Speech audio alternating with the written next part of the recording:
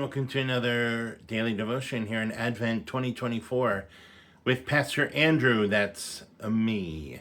So, I'm recording this on Sunday evening, and you get my crazy editing and Sunday hair as I am concluding my day. But this is for Monday the 9th. Wonderful verse to start out with, because it's one that we need to remember, and it's from Psalm 46 verse 10, and it'll probably sound familiar. Be still and know that I am God. I am exalted among the nations. I am exalted in all the earth.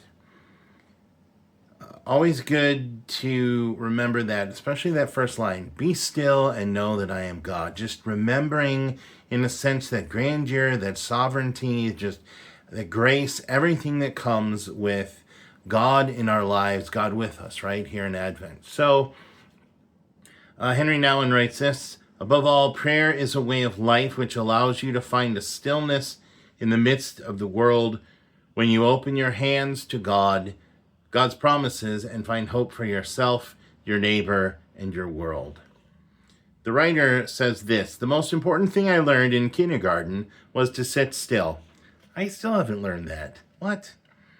Like most 5-year-old boys, I was full of energy and a great desire to run and jump and play. But when I was taught, quote, and then in parentheses, forced, to sit still and listen, a whole new world opened up. Soon I could read, count, and begin to make better sense of everything around me. It would take a few more years, and then parentheses, or decades, to realize that the same approach was required if I wanted to experience God more fully. Interesting idea. Yes, we want to be still, but at the same time, interesting. I guess that's an interesting dynamic for me. I don't know, I'm just pondering here. Too many thoughts in my head. When we still ourselves in prayer, we center our lives in God and open ourselves to the simple and quiet ways that God is moving and working in us. When that kind of prayer becomes a way of life, we are not shuttering ourselves off from the world. Rather, we are better preparing ourselves to go out into the world and live out our faith in love, charity, and service to others. Our lives of faith, hope, and love begin and are anchored in silence. It's always interesting to do that, to experience that as well. I know I do the God pauses, right? Stop, set everything aside, and pause for ideally what is 5 minutes, but I can't remember the last time one of those was 5 minutes. As I look at and approach over 3 minutes.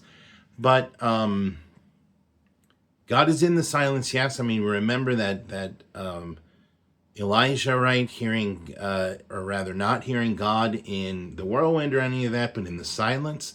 But also remember, I think, to keep our ears and our minds, our eyes, all of our senses open to hear God at work in everything, for everything.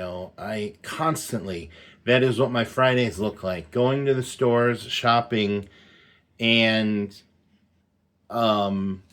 just leaving my ears open. My dog Luna here is doing the same thing. She's very excited to talk, but she knows that it's time to be silent and just kind of be present and let God speak.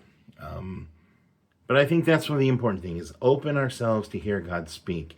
And how is that happening, especially in this busy time of year, not only in our faith practices, but in our secular lives and practices?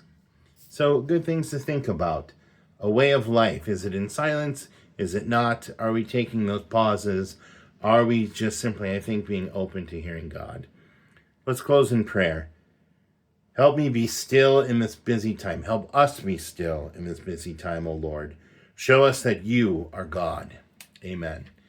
And look at that with my intros. If I stop it right about now, we are looking at 5 minutes. Yay! Till tomorrow.